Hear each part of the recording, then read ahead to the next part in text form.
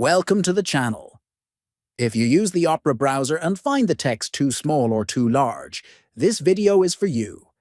Today, I'll show you exactly how to change the font size in Opera, step by step, so you can browse the web more comfortably and read with ease. First, open your Opera browser, click on the Opera logo at the top left corner of the window. From the drop-down menu, click on Settings.